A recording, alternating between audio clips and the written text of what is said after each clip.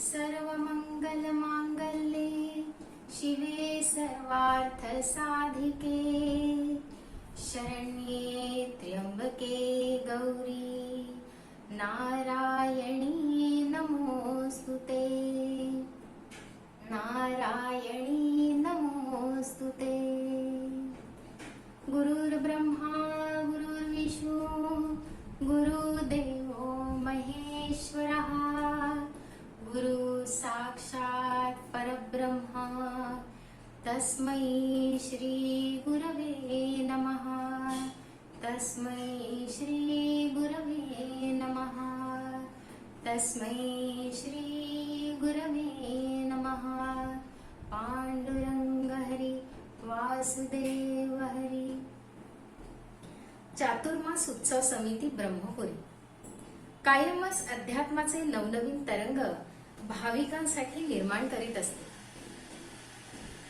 आणि गेल्या काही वर्षात या समितीने ज्ञानेश्वरी, दासबोध, ग्रामगीता अशा अनेक महान ग्रंथ साहित्याचे वाचन भाविक भक्तगणांच्या अंतरंगी रुजवले आहे, म्हणजेच फुलविले देखील आहे। या वैश्विक संकटाच्या जोखडात आपण सारेच भरडले जातो। असे असताना देखील अखंडित असा भक्तियाग हा अविरत असा सुरू आहे। तो आपल्या सहज परमार्थ साधणाऱ्या हरिभक्त परायण सौ सविताताई या प्रेरक व्यक्तिमत्वामुळे यावर्षी महान संतश्रेष्ठ श्री तुकाराम महाराजांच्या गाथेत सारे भक्तजन सुखरूप आणि भक्ती तरंगात अलगद विहार करतायत। अशा ठरला पुरुषोत्तम मास। भक्ती गंगेत आनंदी विहार करताना त्यांच्या अभंगावरील सौंदर्यधारी अशा अनेक प्रवचनमाला आपल्या भाविकांसाठी या समितीने भक्तांसाठी उपयोजिलेल्या आहेत। हा भक्तीचा आस्वाद घर बसल्या आपल्याला घेता येतोय ही खरोखरच भाग्याची गोष्ट आहे आणि ही श्रींची देखील कृपा आणि आपल्या मार्गदर्शिका माननीय सविताताई यांचे अद्भुत कार्य आपल्या साऱ्यांनाच कायम उद्बोधनपण ठरते। म्हणतात ना, परमार्थ तो नोहे लेकुराच्या गोष्टी अनुताप पोटी व्हावा लागे। आज आपल्याला लाभलेल्या ज्या आदरणीय प्रवचनकार आहेत हरिभक्त परायण सौ माधुरीताई जोशी यांचा मी आपणास परिचय करून देते। एक सुंदरचा त्यांचा परिचय बघा। हरिभक्त परायण सौ माधुरी जोशी, बुलढाणा येथे त्यांचं वास्तव्य आहे। आजच्या आपल्या या प्रवचनकार यांचे शिक्षण BA झाले। एक समर्थ भक्त असून उत्तम गृहिणी तर आहेतच, समर्थ वाङ्मयाचा त्यांचा गाढा अभ्यास देखील आहे। परमपूज्य डॉक्टर श्रीकृष्ण देशमुख उपाख्य डॉक्टर काका मुरगुडे यांच्या अनुग्रहित साधक देखील आहे। संत वाङ्मय म्हणजे ज्ञानाची गंगा यावर देखील त्यांनी विपुल लेखन केलेले आहे। मनाच्या श्लोकांवर लेखमाला तसेच संत तुकाराम महाराजांच्या निर्वाणीच्या 12 अभंगांवर सुद्धा त्यांच्या लेखमाला प्रकाशित झालेल्या आहेत। सज्जनगड मासिक, रघुवीर समर्थ मासिक, भक्ती योगाचे त्रैमासिक यातून अनेक लेखही त्यांचे प्रसिद्ध झाले आहेत। श्री गुरुगीता व चांगदेव 65 ओवीबद्ध टीका या 2 भव्य ग्रंथांचे श्री मोहनराव कुलकर्णी पाचलेगावकर यांच्यासोबत त्यांनी सहलेखन केले आहे। डॉक्टर काकांची ओवीबद्ध स्तवनांजली तसेच नुकतेच गुरुपौर्णिमेला नामामृतधारा व भान सगुणा या सुंदर अशा पुस्तकांचे प्रकाशन देखील झाले आहे। काव्यगुण प्रबळ आहेतच आणि अनेक काव्य रचना देखील त्यांच्या हातून घडलेल्या आहेत। महाराष्ट्रभर प्रवचनाच्या निमित्ताने प्रवासही त्यांना झालाय। आता बघा ना, माधुरी म्हणजे मधाळ अशी वाणी जी वसते वदनी जरी ओतंबिली बोल सगुण ध्वनी, म्हणजेच नावाप्रमाणे त्यांच्या स्वभावात आणि बोलण्यात देखील माधुर्य आहे। पदाच्या गीता मंडळाच्या व समर्थ महाविद्यापीठाच्या समीक्षक देखील आहेत। असे महान व्यक्तिमत्व परमार्थाच्या दालनीत कायम कार्यरत असते आणि याचेच एक सुंदर उदाहरण म्हणजे बुलढाणा येथे जिज्ञासू भाविक साधकांकरता अभ्यास वर्गाचे ते आयोजन देखील करतात। श्री रामकथा देखील सांगतात। ब्रह्मपुरी, मिरज, बुलढाणा येथे त्यांच्या अनेक कथा देखील झालेल्या आहेत। त्यांचे पती दिलीप जोशी हे महाराष्ट्र राज्य विद्युत महामंडळातून ME म्हणून सेवानिवृत्त झालेले असले तरीही ताईंना त्यांची खूप साथ लाभते कायमच। वा, अतिशय सुंदर असा परिचय. या महान अशा व्यक्तिमत्वाचा परिचय करून देण्याची सुसंधी मला मिळाली हे मी खरोखरच स्वतःचे भाग्य समजते. प्रवचनाचा आजचा तुकोबांचा अभंग आहे. तुकाराम महाराजांनी सहज परमार्थ साधत संसाराच्या काही गोष्टी अलिप्त ठेवून उद्बोधनपर असे अनेक उपदेश भाविकांना केलेले आहेत. त्यांच्या अभंगातून वारंवार काही ना काही सुंदर उपदेश हे भाविकांपर्यंत पोहोचत असतात.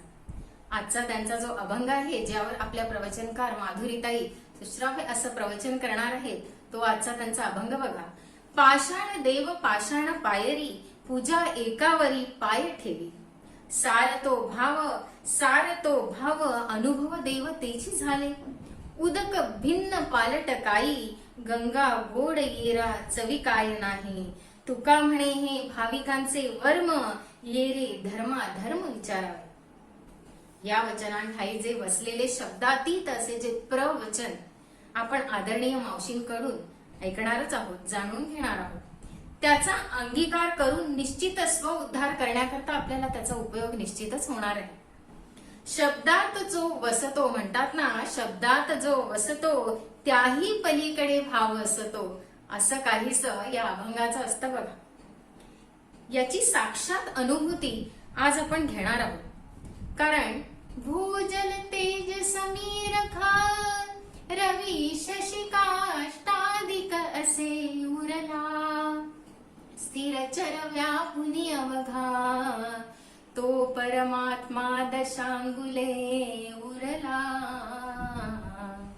हा परमात्मा जो आहे, हा परमात्मा आपल्याला या अभंगात कुठेतरी वसताना दिसतोय. आता बघा, या सुंदर अभंगाचं काय आहे, अभंगातनं जे उपदेश केलेले असतात ते आपल्या रोजच्या व्यवहारात असतात आणि त्याचा अंगीकार जर आपण केला, अंगीकृत केलं आणि त्याप्रमाणे कार्यतत्पर राहिलं तर निश्चितच आपण स्वविकास साधू शकतो.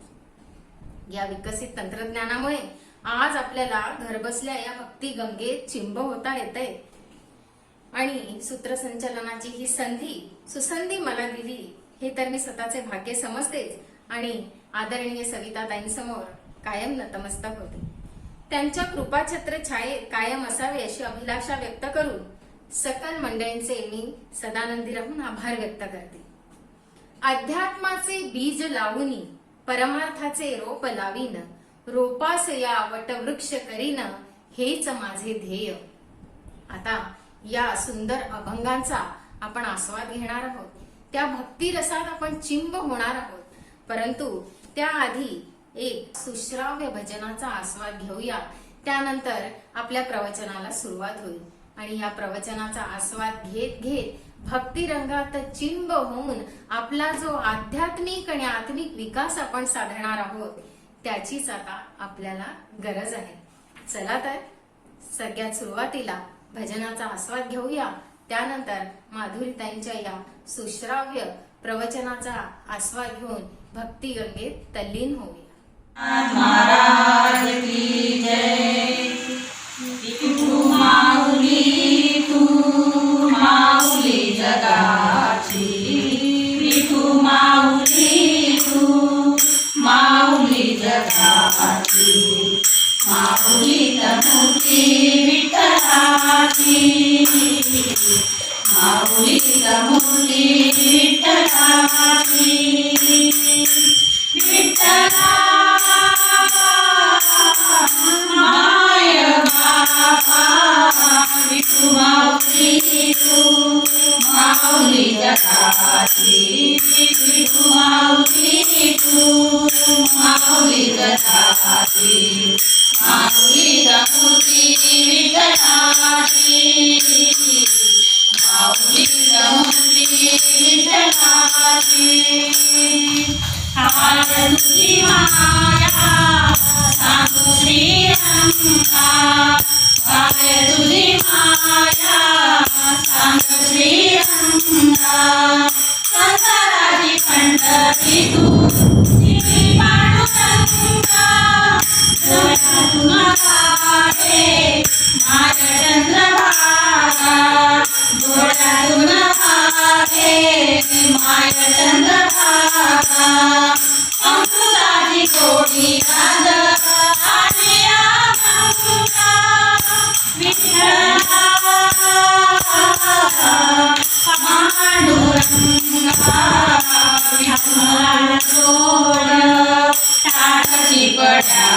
बंगारम सोड आरती पडाची माऊली रमती विठलाची माऊली रमती विठलाची कुंडलिक वरदा हरी विठ्ठल श्री ज्ञानदेव तुकाराम पंढरीनाथ महाराज की जय जय जय रघुवीर समर्थ अलंकापुरी पुण्यभूमी पवित्र तिथे नांदतो ज्ञान राजा सुपात्र तया ठविता महापुण्य राशी नमस्कार माझा श्री ज्ञानेश्वरासी जयाची वदे पूर्ण वेदांत वाणी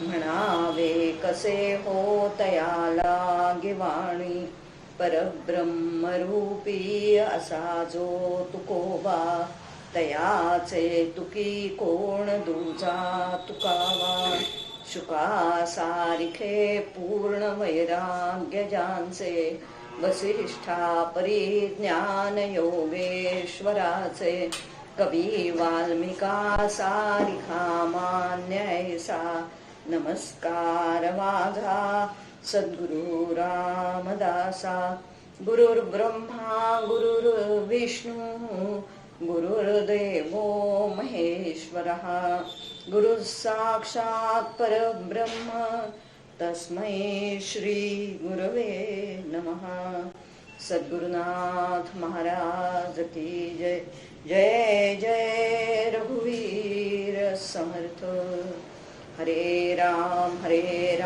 राम राम हरे हरे हरे कृष्ण कृष्ण कृष्ण हरे हरे हरे राम राम हरे हरे हरे कृष्ण कृष्ण कृष्ण हरे हरे हरे राम राम हरे हरे हरे कृष्ण कृष्ण कृष्ण हरे हरे हरे राम राम हरे हरे हरे कृष्ण कृष्ण कृष्ण हरे हरे कुंडलिक वरदा हरी विठ्ठल श्री ज्ञानदेव तुकाराम पंढरीनाथ महाराज की जय जय जय रघुवीर समर्थ आदरणीय सविताताई खरवडे यांना नमस्कार करते, परमपूज्य डॉक्टर काकांना वंदन करते आणि आपल्या सगळ्या श्रोतृवर्गांना अभिवादन करून आजच्या चिंतनाला सुरुवात करते.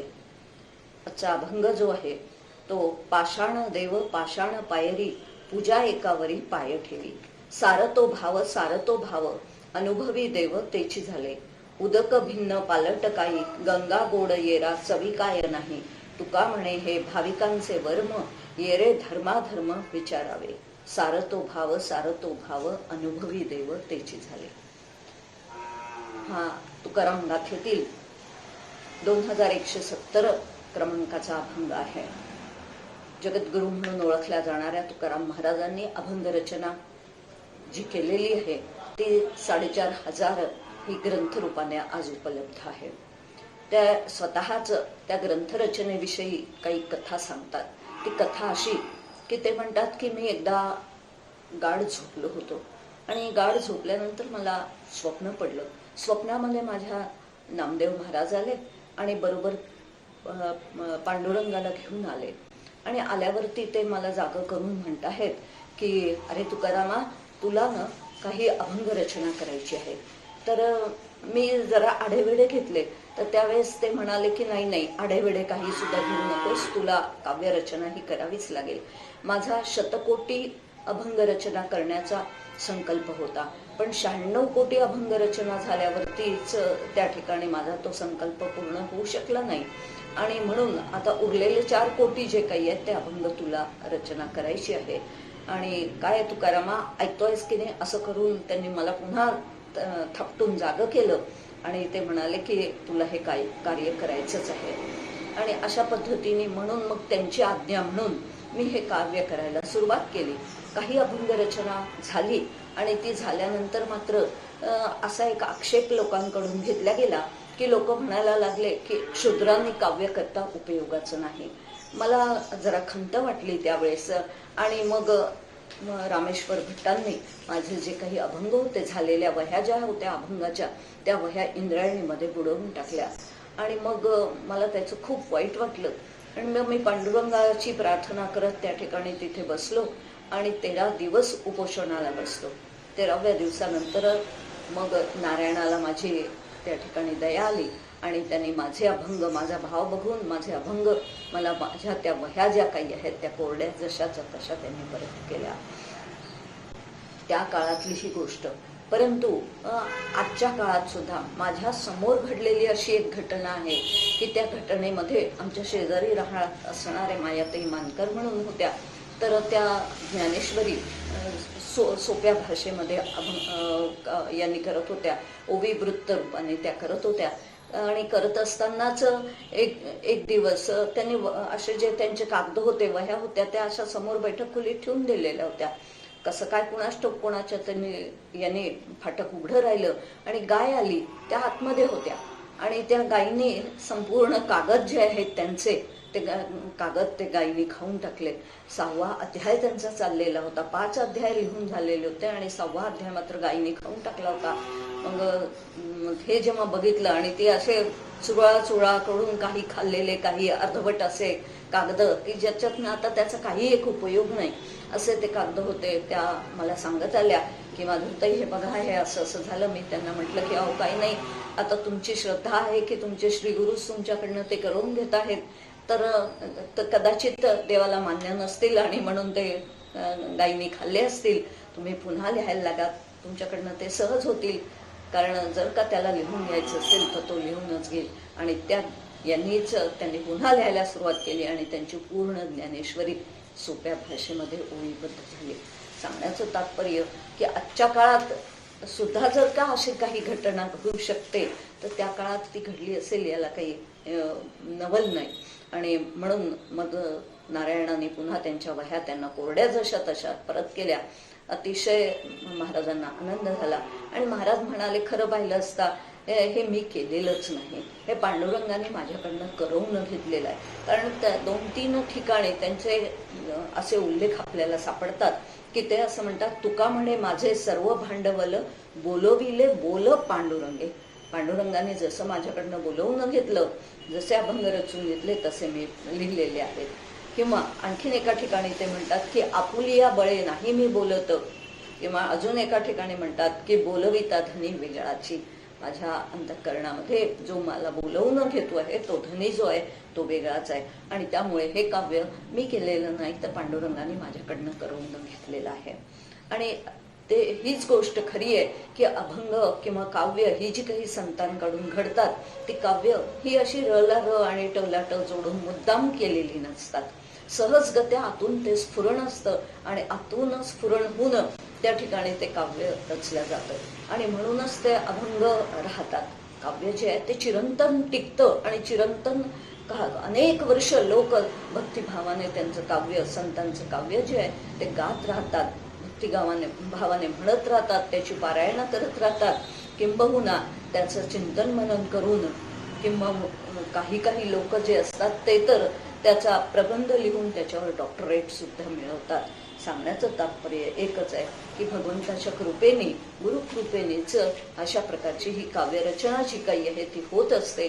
ती केली जात नाही. केल्या जाण्यामध्ये काहीतरी स्वतःच आहे, पण होत जाण्यामध्ये ते तिकडनं आलेलं असतं.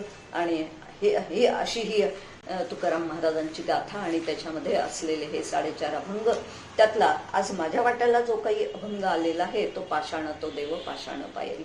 आणि त्याचं विवेचन करण्यापूर्वी तुकाराम महाराजांच्या आपल्या याच्यामध्ये आपल्याला असं दिसतं की मुमुक्षु, साधक, सिद्ध अशा प्रकारच्या अवस्था ज्या काही आहेत, कदाचित ते त्या अवस्थेमधून गेले असतील आणि म्हणून त्यांच्याकडून तशा प्रकारच्या रचना झालेल्या असतील. की काही अभंग त्यांचे मुमुक्षु अवस्थेतले असावेत असं आपल्याला वाटतं, काही साधक अवस्थेतले वाटतात आणि काही सिद्ध अवस्थेतले वाटतात. आणि त्या त्या अवस्थेतून ते गेले असावेत असं आपल्याला म्हणता येऊ शकतं.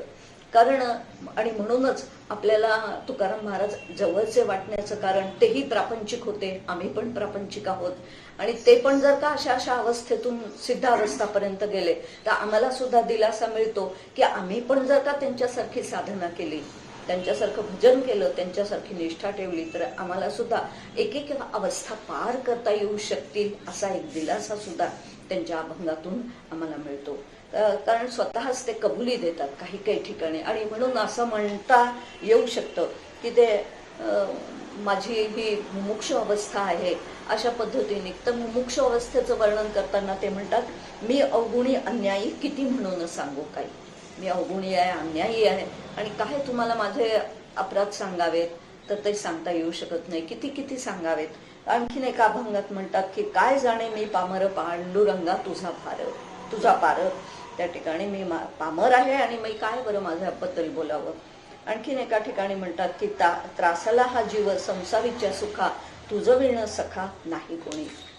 संसाराच्या या कटकटींना मी अत्यंत त्रासलेलो आहे आणि ते त्रासूनच माझ्या अंतःकरणात वैराग्य निर्माण झालेलं आहे. अजून एका अभंगात म्हणताना दिसत, नाही पूर्व पुण्य मज पामरासी म्हणून या पायासी अंतरलो. तुझ्यापासून मी अंतरण्याचं कारण तेच आहे की माझ्याजवळ काही पूर्व पुण्य नाही. काही साधक अवस्थेतील अभंग असावेत असं आपल्याला म्हणता येऊ शकतं. कारण ते म्हणतात की तुझी अनाथाचा दाता दुःख मोह नासावया चिंता शरण आलो तुझं आता तारी कृपा म्हणता माय बापा. आता तूच मला तार, तूच मला याच्यातनं बाहेर काढ. आणि एका अभंगात म्हणताना दिसतात की आता मी पडे सायासी संसार दुःखाची पाशी शरण रिघेन संतांसी ठाव पायापाशी मागेन. संतांच्या पायाशी जाईन आणि त्यांना त्या ठिकाणी शरण जाऊन त्यांच्या जवळनं माझं काही उद्धाराचा मार्ग त्यांना विचारेन. आणि मग हळूहळू अद्वैत ज्ञानाचे सुद्धा अभंग त्यांनी लिहिलेले आहे. कारण जशी जशी त्यांना ज्ञानावस्था प्राप्त झाली तशी तशी त्यांच्या मुखातून मग सहजगत्या अद्वैत ज्ञान पर अभंग त्यांच्या मुखातून बाहेर पडले आहेत. कारण ते म्हणतात, तुम्हा मला अमर आहा खरे की पहा खोटे ते. तुम्ही अमर आहात आणि म्हणून निश्चितपणे सांगता येतं की त्यांची सिद्धावस्थेमधले असलेले हे अभंग आहेत. किंवा देव पाहाया गेलो तो देवची होऊन ठेलो. किंवा आणखीन एका ठिकाणी म्हणतात की अणुरेणू या थोकडा तुका आकाशाय वढा. आता ब्रह्मस्वरूप झालेले असे हे तुकाराम महाराज. आणि अशा पद्धतीने मग ज्ञानपर अभंग सुद्धा रचताना दिसतात. आणि म्हणून एकेका अवस्थेतून ते त्या त्या अवस्थेतून गेले असावेत असं आपल्याला म्हणता येऊ शकतं. ही अभंग रचना जी काही आहे त्या अभंगांमध्ये आता 4,500 अभंग आहेत. वास्तविक पाहता त्यांनी केले 4,000 कोटी केले असावेत नामदेव महाराजांच्या म्हणण्याप्रमाणे. पण त्यातले आज ग्रंथरूपाने जी काही उपलब्ध आहे ते 4,500 अभंग आहे. त्या 4,500 आपण जेव्हा पारायण करतो आहोत तर आपल्याला आता दिसत आहे की त्यातले काही अभंग हे नामपर आहेत, काही अभंग धर्मनीती हे सांगणारे आहेत, काही अभंग भक्तीचं महत्व पटवून देणारे आहेत, काही काही अभंगांमध्ये वैराग्याविषयीचं वर्णन केलेलं आहे, काही काही अभंग मात्र शरणागतीचे आहेत आणि काही काही अभंग ज्ञानपर असणारे असे अभंग आहेत. आणि या सगळ्याच दृष्टिकोनातून म्हणजे ज्याला जे पाहिजे त्याला ते त्या अभंगातनं मिळू शकतं. जो ज्या स्थितीमध्ये आहे, अवस्थेमध्ये आहे, त्या त्या अवस्थेमधले त्याला अभंग पाहायला मिळतात आणि त्यातनं पुढे कसं जावं याचं मार्गदर्शनच त्यांच्या अभंगातून आपल्याला मिळतं. तुकाराम महाराज मात्र काही काही वेळेस फार कठोर झालेले दिसतात. कारण ते आम्हाला जोडे मारायला सुद्धा कमी करत नाहीत. आमचे दोष दाखवायला, आमचे अवगुण दाखवायला अजून सुद्धा तुम्ही कसे सुधारत नाही असं त्या ठिकाणी जसं एखादा बाप फटके मारतो मुलाला, तो सुधारत नसला तर तसे ते आम्हाला फटके मारताना सुद्धा दिसतात. आणि कारण कठोर होतात आणि मग ते तशा पद्धतीने अभंग रचना त्यांची दिसते. माऊलींच्या बाबतीत मात्र तसं दिसत नाही. कारण ज्ञानेश्वर ह्या माऊली आहेत आणि तुकाराम महाराज हे तुकोबा आहेत, म्हणजे बाप आहेत. बापाचं कर्तव्यच असतं मुलाला वठणीवर आणणं आणि तशा पद्धतीने मग तुकाराम महाराज कधी कधी बापाचं कर्तव्य बजावताना दिसतात. तुकाराम महाराजांनी भारतीय संस्कृती काय आहे आणि तो विषय प्राधान्याने मांडलेला सुद्धा आपल्याला दिसतो. आणि त्या दृष्टिकोनातून सगळे विषय थोडक्यात गाथेमध्ये आलेले आहेत. आज जो आपला अभंग आहे तो अभंग मूर्तीपूजा आणि भाव या संदर्भातला आहे आणि मूर्तीपूजेचं महत्त्व त्यांनी कशा पद्धतीने सांगितलेलं आहे. आता प्रत्यक्ष आपण अभंगाला सुरुवात करूया. पाषाण देव पाषाण पायरी पूजा एकावरी पाय ठेवी. आता अर्थ जर का पाहायचा झाला त्याचा तर असं सांगितलं जातं की पाषाण देव पाषाण पायरी म्हणजे देव जो आहे तो पाषाणाचाच तयार झालेला असतो आणि पाषाणाचाच असलेला देव जो आहे त्याची आपण षोडशोपचारे पूजा करतो आणि पायरी सुद्धा जी असते ती सुद्धा पाषाणाचीच असते, पण त्या पायरीवर मात्र आपण पाय देतो. मग एका पाषाणातल्या मूर्तीला पूजायचं आणि एका पाषाणावरती पाय ठेवायचा हा भेदभाव का म्हणून आला तर त्या ठिकाणी सांगितलं जातं असा भेदभाव करण्याचं कारण एकच आहे की पाषाणाचा जो देव तयार झालेला आहे तर तो पाषाणाचा देव हा शास्त्रशुद्ध पद्धतीने त्याच्यावर मंत्रोच्चार होऊन त्याच्यावर काय झालेलं आहे तर त्याला देवत्व प्राप्त झालेलं आहे. परंतु पायरीवर मात्र तशा पद्धतीने शास्त्रशुद्ध काय केलेलं नसतं, संस्कार झालेले नसतात, मंत्रोच्चार झालेले नसतात आणि म्हणून मूर्तीतला देव पूजला जातो म्हणजे तो पाषाणाचा असून सुद्धा पण बाकीच्या पाषाणांवरती मात्र आपण पाय देताना दिसतो कारण त्या ठिकाणी शास्त्र शुद्ध पद्धतीने अशा पद्धतीने प्राणप्रतिष्ठा वगैरे काहीही झालेली नसते. पुष्कळदा आपण असं पाहतो की मंदिराचं बांधकाम चालू असतं किंवा थोडंसं आता राहिलेलं आहे आणि त्याच्यासाठी ज्याचं मंदिर स्थापन करायचं आहे तर त्या देवतेच्या मूर्ती आणलेल्या असतात आणि त्या देवतेच्या मूर्ती अशा बाहेरच्या बाजूला ठेवलेल्या असतात, कापडात गुंडाळून ठेवलेल्या असतात किंवा पेपरमध्ये गुंडाळून ठेवलेल्या असतात आणि त्या किंवा कदाचित उघडेही ठेवलेले असतात, पण त्याला देव म्हणून कोणी पूजत नाही. कारण काय की त्याच्यावरती शास्त्रशुद्ध पद्धतीने प्राणप्रतिष्ठा झालेली नसते आणि म्हणून त्या ठिकाणी आपण पाहतो आणि म्हणतो सुद्धा वा काय गणपतीची मूर्ती छान आहे, पण आपण नमस्कार करताना किंवा पूजा करताना त्याचं दिसत नाही कारण तिथे प्राणप्रतिष्ठा झालेली नाही. आपण घराघरांमध्ये सुद्धा बघतो की त्या ठिकाणी गणपती जेव्हा आणला जातो तर तो गणपती आणल्यानंतर ती गणपतीची जेव्हा प्रतिष्ठापना केली जाते तेव्हा त्याचं पूजन केलं जातं. तोपर्यंत आणलेला जरी गणपती असला तरी त्याची कोणी पूजा अर्चा करत नाही आणि म्हणूनच आपल्याकडे आपण बघतो की मूर्तीपूजा जी आहे ती फार प्राचीन कालापासून सुरू आहे, ती आत्ताची नाही आहे, अतिशय प्राचीन कालापासून पुराण कालापासून ही मूर्तीपूजा जी आहे आणि त्याला मान्यता आहे. अनादी कालापासून हे सुरू आहे आणि रामकृष्णांच्या मूर्ती तयार करून त्या रामकृष्णांची पूजा करणं हे पूर्वीपार चालत आलेलं आहे आणि त्याचा उपयोग कशासाठी होतो, मूर्तीपूजेचा नेमका उपयोग काय तर मूर्तीपूजेमुळे आपला भाव आणि आपली श्रद्धा तिथे अधिकाधिक त्या मूर्तीपूजेतून हळूहळू वाढीस लागते आणि ती इतकी वाढीस लागते की शेवटी माणूस कुठपर्यंत जाऊन पोहोचू शकतो तर निर्गुण निराकार असलेल्या देवापर्यंत तो जाऊन पोहोचू शकतो. पण पहिली जर पायरी कोणती असेल तर ती मूर्तीपूजेची ती पायरी असते आणि अशा पद्धतीने प्रत्येक संप्रदायांमध्ये कुठल्या ना कुठल्या देवाला त्या प्रमुख म्हणून मानलं जातं.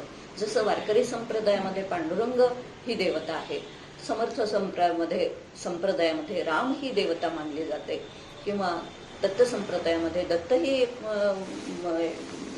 देवता मानली जाते आणि त्याची पूजा पूजा अर्चा उपासना वगैरे हे सगळं काही केलं जातं आणि याच्यामध्ये इतकं महत्व आहे मूर्तीपूजेला की ते म्हणतात की मूर्तीपूजेपासूनच आपल्या सगळ्यांची सुरुवात जी आहे ती त्याच्यापासूनच होते आणि हळूहळू स्वामी विवेकानंद तर एका ठिकाणी असं म्हणत आहेत की ते म्हणतात या पृथ्वीच्या पाठीवरती मूर्तीपूजेचा जेवढा काही मी द्वेष केला असेल तेवढा मला नाही वाटत आणखी दुसऱ्या कोणी केला असेल. इतका मी मूर्तीपूजेचा द्वेषी होतो आणि द्वेष करणारा होतो, पण त्याचं प्रायश्चित्त म्हणून की काय, त्या पापाचं प्रायश्चित्त म्हणून की काय, मला असे अध्यात्माचे पाठ अशा व्यक्तीच्या चरणाशी बसून शिकावे लागले आणि घ्यावे लागले की ज्यांनी मूर्तीपूजा करूनच सर्व काही मिळवलेलं होतं. असे ते रामकृष्ण परमहंस की सातत्याने मूर्ती काली मातेची त्यांनी मूर्तीपूजा केली आणि त्या मूर्तीपूजेतूनच संपूर्ण अध्यात्म जे काही आहे हळूहळू प्रगती करता करता ते अध्यात्म त्यांच्याकडनंच त्यांना शिकायला मिळालं आणि ते जे द्वेषी होते आणि जे मूर्तीपूजेला मानणारे नव्हते ते स्वामी विवेकानंद मात्र मूर्तीपूजेचे प्रचारक म्हणून प्रसिद्ध झाले. आणि याच्यातून म्हणून समर्थ सुद्धा असं म्हणतात की नातुडे मुख्य परमात्मा म्हणून करावी लागे प्रतिमा. प्रतिमा का करावी लागते? निर्गुण निराकार देव सहजगत्या कोणाला सुद्धा सामान्य माणसांना अजिबात सुद्धा अवगत होऊ शकत नाही, म्हणजे तिथपर्यंत जाता येत नाही. आणि म्हणून सगुणाचे आधारे निर्गुण पाहिजे निर्गुण. सगुणाचा आधार घेतच निर्गुण निराकारापर्यंत पोचता येतं. पण काही नास्तिक जे असतात तर ते मात्र ह्या मूर्तीपूजेला मान्यता देत नाहीत आणि ते उगीच्या उगीच त्या ठिकाणी तर्क करत बसतात. आणि तर्क करून एवढंच कशाला, काही काही भाविकांना सुद्धा त्या मूर्तीपूजेमधलं रहस्य जे काही आहे ते मात्र कळत नाही.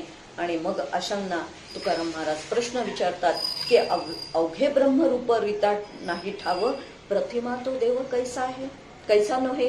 ते म्हणतात की सगळं जर का ब्रह्मरूपच आहे, हे संपूर्ण विश्व जे आहे ते ब्रह्मरूप आहे, तर मग रीता ठाव नाही, ते काही सुद्धा इथे रिकामी जागाच नाहीये परमेश्वराशिवाय, तर मग प्रतिमेमध्ये देव नाही असं तुम्ही कसं काय म्हणता. आणि त्याच दृष्टीने ते विचारत आहेत की नाही भावतया सांगावे ते किती. अशा लोकांचा ज्यांचा भाव नाही की मूर्तीपूजेमध्ये देव आहे, असा ज्यांचा भाव नाही आहे त्यांना किती म्हणून सांगावं.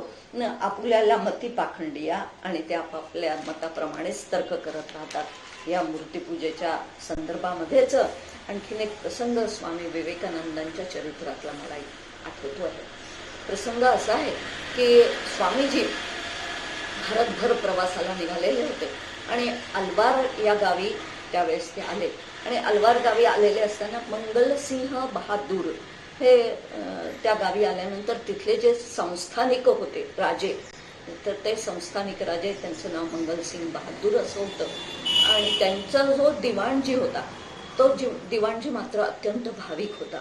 आणि त्या दिवाणजींकडेच त्यांची राहण्याची उतरण्याची सोय वगैरे केलेली होती. आणि मग स्वामीजींची आणि राजेसाहेबांची 2-3 वेळा भेटीगाठी झाल्या. त्या 2-3 वेळा भेटीगाठीमध्ये राजेसाहेबांना लक्षात आलं की स्वामीजी फार विद्वान आहेत, प्रचंड पंडित आहेत, विद्वान आहेत. त्यांचं इंग्रजीचं सुद्धा ज्ञान जे काही आहे ते अफाट अशा प्रकारचं ज्ञान त्यांना आहे. आणि म्हणून सहज एक दिवस राजेसाहेब त्यांना म्हणाले की अहो तुमचं इंग्रजी इतकं छान आहे, त्याच्यावर इतकं तुमचं प्रभुत्व आहे, हा काय तुम्ही असा वेश घालून भगवे वस्त्रे घालून हे काय तुम्ही प्रचारासाठी इकडे तिकडे हिंडताय. तुम्ही छानपैकी इंग्रजीचे प्राध्यापक व्हायचे, चांगले पैसा कमवायचा, आणि हे सोडून तुम्ही असं काय करत बसलेले आहात. तर त्यावेळेस स्वामीजी म्हणाले की मी हा ड्रेस असा भगवे वस्त्र का घातले, कारण मी संन्यासी आहे म्हणून मी असे वस्त्र घातलेले आहेत. आणि दिवाणजींकडून त्यांना कळलं होतं की हे मूर्तीपूजेचे काय आहेत, विरोधी आहेत, मान्य करणारे नाहीत. आणि बोलता बोलता विषय निघाला अनायसेच मूर्तीपूजेचा. आणि त्यावेळेस मग मूर्तीपूजेच्या संदर्भात राजेसाहेब म्हणाले की आम्ही नाही ती मूर्तीपूजा वगैरे आम्ही काही मानत नाही, आम्हाला ते काही पटत नाही. आणि काय तुम्ही एखाद्या मूर्तीला प्रतिष्ठापना करता आणि त्याचं पूजा अर्चा करत राहता वगैरे, हे काही आम्हाला अजिबात सुद्धा मान्य नाही. हा वेडगळपणा आहे, हा भोळसटपणा आहे. आणि अशा पद्धतीने जेव्हा नावं ठेवली तेव्हा स्वामी विवेकानंद त्यांना म्हणाले की नाही आम्ही तर काय मूर्तीपूजेला मानणारे आहोत. आमचा हिंदू संस्कृती जी आहे ती मूर्तीपूजेला प्राधान्य देणारी आहे. आणि म्हणून आमच्या बाबतीत मात्र तुम्ही असं काही बोलता, कारण त्यांचा स्वभावच मुळी म्हणजे चारवाक पद्धतीचे ते होते, खाओ पिओ और मजा करो, दुसरं तिसरं काही करायचं नाही, अशा त्यांचा पिंड होता. आणि म्हणून स्वामीजी त्यांना म्हणाले की नाही मूर्तीपूजा ही अवश्य केलीच पाहिजे. तर म्हणे मी काही मूर्तीपूजा करत नाही, मग मला नरकात जावं लागेल का. स्वामीजी म्हणाले की केवळ तेवढ्याच वरनं नरकात जावं लागेल असं नाही, तुम्ही बरीचशी अशी कामं करतात की त्यामुळे सुद्धा तुम्हाला नरकात जावं लागेल. असा बोलता बोलता विषय निघत गेला.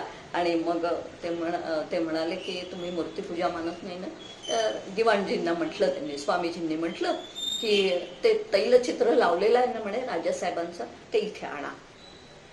आणि मग दिवाणजींना म्हटलं आता हे काय करतात कोण असतो, तैलचित्र जे लटकवलेलं होतं राजेसाहेबांचं ते त्यांनी आणलं आणि ते समोर ठेवलं असं. आणि मग स्वामीजी म्हणाले की दिवाणजी याच्यावर थुंका म्हणा. तर ते म्हणे नाही नाही, याच्यावर मी कसं काय थुंकणार. दिवाणजी घाबरले, अरे हे काय नवीनच प्रसंग निर्माण झाला, माझी नोकरी जायची वेळ येईल. तर म्हणे नाही, मी थुंकू कसं याच्यावर, मी याच्यावर थुंकणार नाही म्हणे, ते आमच्या राजेसाहेब आहेत त्याच्यामध्ये. तर ते म्हणे काय नाही, ते काही मूर्तीपूजा वगैरे मानत नाहीत ना, मग काय म्हणायचं, हे त्यांचं तैलचित्रच आहे, मग त्याच्यावर थुंकायला काय हरकत आहे, काही हरकत नाही, याच्यावर थुंका थुंका म्हणे, ते काही म्हणणार नाही. राजेसाहेब तुम्हाला काहीच म्हणणार नाहीत, कारण ते मूर्तीपूजा काही मानत नाही. तेव्हा राजेसाहेब म्हणाले नाही नाही, असं कसं म्हणता म्हणे तुम्ही, तर ते कसे काय थुंकतील त्याच्यावरती, ते त्या चित्रामध्ये मला पाहतात आणि मी आहे असं समजतात म्हणे. बस म्हणे, मग आमचंही तसंच आहे. राम कृष्ण आधी ज्या काही आमच्या देवता आहेत, त्याच्यामध्ये रामाच्या मूर्तीमध्ये आम्ही रामाला पाहतो, कृष्णाच्या मूर्तीमध्ये आम्ही कृष्णाला पाहतो, दत्ताच्या मूर्तीमध्ये आम्ही दत्ताला पाहतो, आणि ते तसा भाव ठेवून आम्ही पुजतो म्हणे. मग त्या राजेसाहेबांना स्वामीजींचं म्हणणं पटलं आणि स्वामीजींना त्यांनी दंडवत घातलं आणि ते म्हणाले की ठीक आहे, मला मूर्तीपूजा आता मी पण काय करायला लागेल. सांगण्याचं तात्पर्य एकच आहे की अशा पद्धतीने मूर्तीपूजेचं महत्व जे काही आहे ते अतिशय आहे. त्याच्यासाठी तुकाराम महाराज एका ठिकाणी असं म्हणतात की वरासनी पाषाण तो न मानावा सामान्य, येर उपकरणे सोनियाची परिनीच. वरासनी म्हणजे वरच्या आसनावरती एखादा पाषाण देव म्हणून जर ठेवलेला असेल आणि त्याची शास्त्रशुद्ध पद्धतीने प्रतिष्ठापना करून तो देव त्या ठिकाणी जर का ठेवलेला असेल तर तो न मानावा सामान्य, त्याला सामान्य म्हणता उपयोगाचं नाही. येर उपकरणे सोनियाची, कदाचित त्या देवाची उपकरणे मात्र सोन्या चांदीची असतील, पण ती सोन्या चांदीची आहेत म्हणून ती श्रेष्ठ आहेत आणि देव मात्र कनिष्ठ आहे असं मानता उपयोगाचं नाही. त्यांचा अतिशय सुंदर एक अभंग आहे. त्या अभंगामध्ये असं ते म्हणतात की केला मातीचा पशुपती परी मातीसी काय महती, शिवपूजा शिवासी पावे, माती माती माझी समावे. पुष्कळ जण श्रावण महिना आता सुरू होता, तर त्या श्रावण महिन्यामध्ये काय करायचे तर लोक मग घरोघरी अशा पद्धतीने पूजा करतात की मातीचा शिवलिंग तयार करतात आणि त्या शिवलिंगामध्ये तेवढ्यापुरती प्रतिष्ठापना करून त्याची अतिशय भक्तिभावाने, विशेष करून बायका ह्या भक्तिभावाने त्याची पूजा अर्चा करतात आणि त्या ठिकाणी पूजा अर्चा झाल्यावर मग पुन्हा त्याचं विसर्जन करतात. असे अनेक ठिकाणी अशा पद्धती. आता उद्या हरताळ आहे, हरताळच्या दिवशी सुद्धा आम्ही वाळूचं लिंग तयार करतो, त्याची पूजा अर्चा करतो आणि पूजा अर्चा झाल्यावर दुसऱ्या दिवशी त्याचं विसर्जन करतो. पण मग ती वाळू पुन्हा आम्ही कशात टाकून देतो, विहिरीमध्ये किंवा नदीमध्ये वगैरे आम्ही विसर्जित करतो. आता ती शिवलिंगाची केलेली पूजा ही शिवलिंगाला प्राप्त होते आणि वाळूच राहते आणि तिचं आपण विसर्जन करून टाकतो. म्हणजे अशा पद्धतीने की मातीचा जरी पशुपती केलेला असेल, म्हणजे शिवलिंग तयार केलेलं असेल, तरी सुद्धा मग शेवटी मातीमध्ये मिसळून जाते, पण पूजा जी आहे ती मात्र ती भगवंताला प्राप्त होते. दुसरा एक चरण आहे त्याचंच ते म्हणतात, केला पाषाणाचा विष्णू परी पाषाण नवे विष्णू. पाषाणाचा विष्णू तयार केलेला असतो आणि त्या विष्णूची आपण मग अतिशय भक्तिभावाने पूजा अर्चा करतो. विष्णू पूजा विष्णूची अर्पे. विष्णू पूजा केल्यानंतर ती विष्णूला प्राप्त होते आणि पाषाण राहे पाषाण रूपे, आणि पाषाण मात्र पाषाणासारखाच राहतो. अशा कितीतरी उदाहरणं आपल्याला या संदर्भात देता येतील आणि म्हणून ते म्हणतायत की अशा पद्धतीने मूर्तीपूजेला अत्यंत महत्व आहे. आणि मूर्तीपूजा करताना सुद्धा ती जी काही मूर्ती घडवलेली असते त्याला कितीतरी आघात त्या ठिकाणी सहन करावे लागतात. आणि जेव्हा त्या दगडातून ती मूर्ती तयार होत असते, छिन्नी हातोड्याचे जे काही आघात आहे ते आघात त्याच्यावर होत असतात आणि तो त्याचा भाव तिथे असतो. तयार करणाऱ्याचा भाव सुद्धा त्याच्यामध्ये असतो की मला ही रामाची मूर्ती तयार करायची आहे आणि असा रामाची मूर्ती त्याच्या डोळ्यात आतमध्ये भाव काय असतो तर राम हा असा मला तयार करायचा आहे त्या मूर्तीतून. आणि म्हणून ते कितीतरी वर्ष असं काम चाललेलं असतं आणि त्याच्यातनं ती मूर्ती तयार होते आणि म्हणून ती सामान्य म्हणता येत नाही. आणि जेव्हा जर का त्या दगडातून ती मूर्ती तयार करत असताना ती छिन्ने हातोड्याने त्याच्या खपल्या काढत असताना जर का त्याचे 2 तुकडे झाले तर तो काय होतो, तो बाजूला टाकला जातो. सांगण्याचं तात्पर्य एकच आहे. या संदर्भामध्ये सुद्धा तुकाराम महाराजांचा अभंग आहे.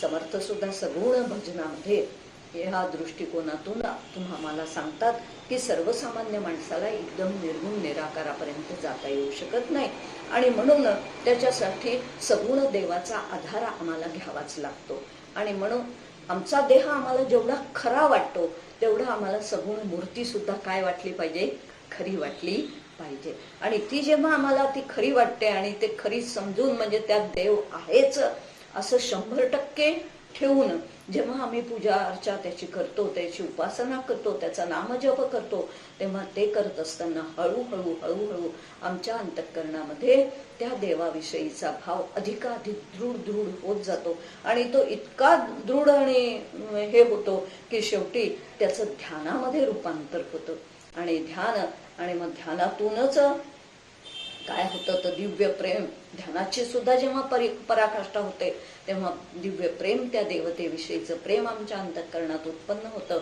आणि त्या प्रेमातूनच ज्ञानाचा साक्षात्कार जो आहे तो प्रत्येकाला होत असतो. आणि म्हणून समर्थ या ठिकाणी म्हणतायत की त्याचे आम्ही सेवक जन सेवेकरता झाले ज्ञान तेथे अभाव धरिता पतन. आम्ही त्या रामचंद्रांचे सेवक आहोत आणि आम्ही त्यांची सेवा करूनच सेवेकरता झाले ज्ञान. आम्ही त्यांची वर्षानुवर्ष कितीतरी वर्ष ही सातत्याने काय केली, पूजा अर्चा केली, सेवा केली आणि म्हणूनच तेथे अभाव धरिता पतन पाहिजे की तिथे जर का अभाव धरला, भाव ठेवला नाही तर मात्र आपलं पतन होतं. रघुनाथ भजने ज्ञान झाले, रघुनाथ भजने महत्व वाढले म्हणून या तुआ केले पाहिजे आधी. आणि ते स्वतःची साक्ष देऊन सांगताहेत की मी अशा पद्धतीने रामाचं भजन पूजन केलं आणि त्या रामाच्या भजन पूजनामुळेच मला हे ज्ञान प्राप्त झालं. रघुनाथ भजने महत्व वाढले. आज जे काही महत्व माझं वाढलेलं दिसतंय त्याला कारण सुद्धा रघुनाथाचं भजनच आहे. आणि म्हणून हे जीवा तू सुद्धा म्हणून या तुआ केले पाहिजे आधी. म्हणून तू सुद्धा, तुला जर का आत्मज्ञान प्राप्त करून घ्यायचं असेल तर तू सुद्धा रघुनाथाचं भजन कर, कारण सगुणाचं भजन केल्याशिवाय निर्गुण प्राप्त होऊ शकत नाही. आणि हे सगळं काही करताना ते निर्गुण प्राप्त झाल्यावर सुद्धा संतांनी मग सगुणाची पूजा अर्चा सोडून दिली का? नाही, तर सगुणाची पूजा तरी सुद्धा ते करतच राहिले. म्हणजे ज्ञानोत्तर भक्तीचा आविष्कार त्यांच्यामध्ये आपल्याला मग दिसतो. आणि म्हणून दुसऱ्या चरणामध्ये ते असं म्हणतात की सार तो भाव अनुभवी देव तेची झाले. असा भाव ठेवून या सगळ्याला कारण जर काही असेल तर ते म्हणजे फक्त त्यांच्या अंतःकरणात असलेला देवाविषयीचा भाव. आणि त्या भावापोटीच सार आहे ते सगळ्या संपूर्ण अध्यात्माचं सार जर कोणतं असेल तर त्यांच्या अंतःकरणात असलेला भाव, ती श्रद्धा. आणि त्यामुळेच त्या ठिकाणी त्यांची पूजा अर्चा करता करता अनुभवी देव त्याची झाले. त्यांना देवाचा अनुभव आला, प्रत्यक्ष अनुभव आला आणि देवाचा अनुभव होऊन ते देवपदालाच प्राप्त झाले असं या ठिकाणी तुकाराम महाराज दुसऱ्या चरणामध्ये म्हणतायत. आणि म्हणून भावाला परमार्थामध्ये अत्यंत महत्त्व आहे की ती जी काही मूर्ती आहे त्या मूर्तीमध्ये पूजेचं रहस्यच ते आहे की त्या याच्यामध्ये मूर्तीमध्ये 100% देव आहे. ही जी काही श्रद्धा, हा जो काही भाव आहे त्या भावापोटीच त्यांना देवपद हळूहळू ती पूजा अर्चा उपासना करता करताच त्यांना ते ज्ञान प्राप्त झालेलं आहे. आपण पाहतो की प्रल्हादाला सुद्धा हिरण्यकश्यपूने प्रश्न विचारला होता. सतत नारायण नारायण जप करायचा भक्त प्रल्हाद आणि त्याला सुद्धा प्रश्न विचारला की तुझा हा देव या खांबामध्ये आहे का? तू जो देव म्हणतोय तो सर्व ठिकाणी आहे, सर्व दूर आहे, मग या खांबामध्ये आहे का? तर तेव्हा प्रल्हाद म्हणाले की हो, माझा देव या खांबामध्ये सुद्धा आहे. आणि देवाला खांबामध्ये प्रगट व्हावं लागलं. कोणाच्या भावापोटी? केवळ प्रल्हादाच्या भावापोटी त्या ठिकाणी प्रगट व्हावं लागलं. आणि म्हणून परमार्थामध्ये श्रद्धा, भाव या गोष्टींना अत्यंत महत्त्व आहे. श्रद्धेशिवाय काही सुद्धा परमार्थात पुढे पाऊलच पडू शकत नाही, इतकं त्याला श्रद्धेला किंवा भावाला महत्त्व आहे. आणि म्हणून श्रद्धा, भाव ही फार मोठी बळकट शक्ती आहे. आणि त्या भाव बळे तरले रे मानव, भाव बळे तरले असं समर्थ एका ठिकाणी म्हणतात. किंवा भाव बळे आकळे एरवी ना कळे असं ज्ञानेश्वर माऊली म्हणतात की भावामुळेच कळतं, आकळतं जे काही आहे ते भावामुळेच आहे. माणसं तरुण जातात ती भावापोटीच तरुण जातात. याला दुसरं तिसरं काही कारण नाही. म्हणून परमार्थामध्ये भाव हा काय आहे? हुकमी एक्का आहे. जसा पत्त्यांमध्ये खेळताना आपल्याजवळ हुकमी एक्का असला तर आपल्याला डाव जिंकण्याची हमी देता येते, अगदी त्याचप्रमाणे परमार्थामध्ये परमार्थ हस्तगत होण्यासाठी सगळ्यात महत्त्वाचं काही असेल तर हे श्रद्धा किंवा भाव जो आहे हाच महत्त्वाचा आहे. आणि म्हणून भगवंत सुद्धा गीतेमध्ये म्हणतात की श्रद्धावान लभते ज्ञानम. ज्ञान प्राप्त करायचं असेल तर भाव हाच खूप कारणीभूत आहे. एकनाथ महाराज सुद्धा एका ठिकाणी म्हणतात भावाची कारणं आणिक साधन नाही, दुसरं तिसरं साधन महत्वाचं नाही. कोणतं साधन महत्वाचं आहे? भावच हे कारण फार महत्वाचं आहे. आणि अशा पद्धतीने श्रद्धाळू जे असतात, श्रद्धावान जे असतात ते देवस्वरूपाला प्राप्त होतात. कशा पद्धतीने ते देवस्वरूपाला प्राप्त होतात याचं आपण उदाहरण घेऊया. की एक दोन उदाहरण आहेत की प्रल्हाद महाराजांच्या चरित्रामध्ये सुद्धा तो एक प्रसंग आहे. रामानंद महाराजांनी जेव्हा प्रल्हाद महाराजांना अनुग्रह दिला आणि अनुग्रह दिल्यानंतर एक रामपंचायतनं त्याला दिलं, प्रल्हाद महाराजांना दिलं आणि मग सांगितलं की या रामपंचायतनाची तू श्रद्धेने काय करत जा, पूजा अर्चा करत जा, नामस्मरण जो काही अनुग्रह दिला, नाम दिलं तर ते रामनाम तू घेत जा. आणि अशा पद्धतीने त्यांची त्या रामपंचायतनाची एक रोज त्यांना दिल्यापासून त्यांनी काय त्याच्यावरती अभिषेक करावा आणि अभिषेक करून त्याचं तीर्थ घ्यावं आणि ते तीर्थ घेतल्यानंतर मग रामाला नैवेद्य प्रसाद दाखवावा आणि मग तो प्रसाद आपण ग्रहण करावा, हा त्यांचा नेम होता. आणि हा नेम अनेक वर्षानुवर्ष अत्यंत भक्तिभावाने त्यांनी त्या रामपंचायतनाची पूजा अर्चा केली. आणि मग एक दिवस मात्र त्यांना लग्नाला जायचं होतं. दुसऱ्या गावी बैलगाडीने प्रवास होता आणि त्या काळातली पद्धत अशी होती की आपल्या देवांची पूजा आपली रोज झाली पाहिजे आणि त्याचं तीर्थ रोज घेण्याचा त्यांचा नेम होता. त्यामुळे त्यांनी डब्यामध्ये देव घेतलेले होते आणि डब्यामध्ये देव घेऊन ते लग्नाला एका ठिकाणी गेलेले होते. लग्न वगैरे पार पडलं आणि दुसऱ्या दिवशी परत येताना तर आल्यावरती सगळं सामान काढलं आणि सामान काढलं तर मात्र त्यांना तो देवाचा डबा, रामपंचायतनाचा डबा जो होता तो काही दिसत नव्हता. सगळी शोधाशोध, त्यांच्या बरोबर असलेले जे काही लोक होते त्यांनी सुद्धा शोधाशोध करायला सुरुवात केली. आणि प्रल्हाद महाराज मात्र म्हणायला लागले की रामपंचायतन असं कसं काय हरवलं, कुठे गेलं, डबा कुठे गेला, नेमका डबा तोच डबा कसा दिसत नाहीये. त्यांच्या डोळ्याला त्या ठिकाणी धारा लागल्या की का हे राम कसं काय माझ्याकडनं हरवले आणि कसं माझं दुर्लक्ष झालं किंवा काय. आणि मग त्यांनी ठरवलं की नाही, जोपर्यंत रामाचा डबा सापडत नाही, रामपंचायतन सापडत नाही तोपर्यंत तीर्थही घेणं नाही, कारण अभिषेक नाही आणि तोपर्यंत प्रसादही नाही. म्हणून अन्न आणि पाणी या दोन्हीचाही त्यांनी त्याग केला.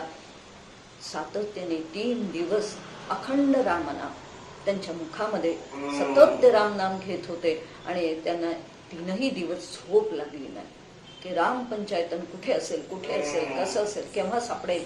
आणि त्या ध्यासाने त्या ठिकाणी ते झोपले सुद्धा नाहीत आणि त्यांचं नाम सुरू होतं. 4थ्या दिवशी लोक इकडे तिकडे त्यांनी शोधायला पाठवले. 4थ्या दिवशी डबा तो सापडला आणि बैलगाडीतून तो पडला होता म्हणे. काय आता कसं काय पडला, काय झालं, कदाचित भगवंताला त्यांची परीक्षा पाहिजे असेल आणि म्हणून तसा प्रसंग घडला असेल. पण त्या परीक्षेमध्ये प्रल्हाद महाराज उत्तीर्ण झाले आणि मग तो रामपंचायतन सापडल्याबरोबर त्यांच्या डोळ्यातून आनंदाश्रू त्यांनी त्या रामाला कवटाळलं, जवळ घेतलं आणि रामा असं करून मिठी मारली त्या पंचायतनाला. आज सुद्धा ते पंचायतन असं एवढंच पंचायतन नाही तर पण त्या रामाला जवळ घेतलं, मिठी मारली आणि प्रेमाश्रूंचा, आनंदाश्रूंचा रामपंचायतन सापडल्याचा आनंद जो काही आहे त्या आनंदातून त्यांच्या डोळ्यातून जे अश्रू वाहिले त्या अश्रूंनीच जणू काही त्यांना अभिषेक केला. आणि मग तीर्थ म्हणजे पाणी आणि अन्न त्यांचा अभिषेक झाल्यावरती मग तीर्थ घेतलं आणि प्रसाद दाखवून मग अन्न ग्रहण केलं.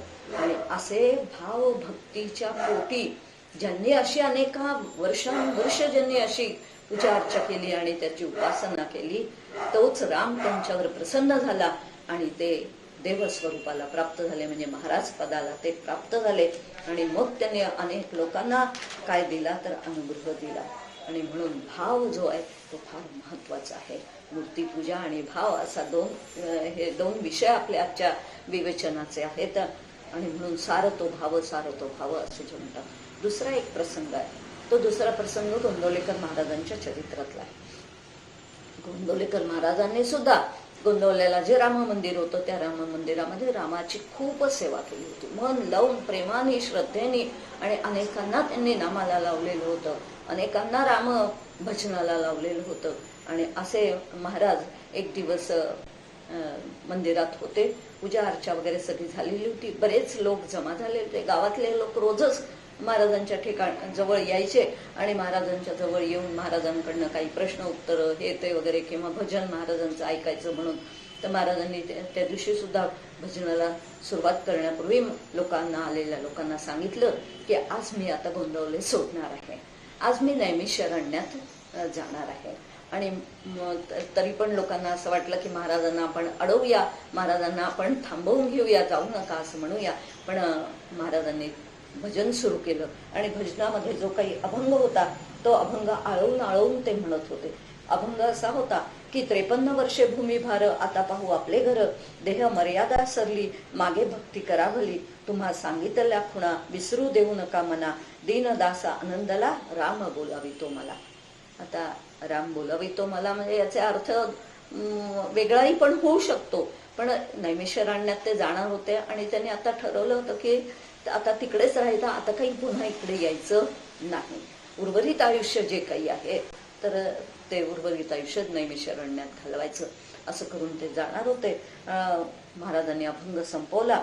लोक अभंग ऐकून लोकांना खूप वाईट वाटायला लागलं आणि सगळे लोकांच्या डोळ्यांना अश्रुधारा लागल्या. त्यावेळेला महाराज आपण नका न जाऊ, आपण नका न जाऊ, महाराज इथेच थांबा ना, कशाला नैमिषारण्यात जाता वगैरे अशा पद्धतीने लोक त्यांना म्हणायला लागले. महाराज म्हणाले नाही नाही, आज काही झालं तरी मी गोंदवले सोडणार आहे आणि मी जाणारच आहे.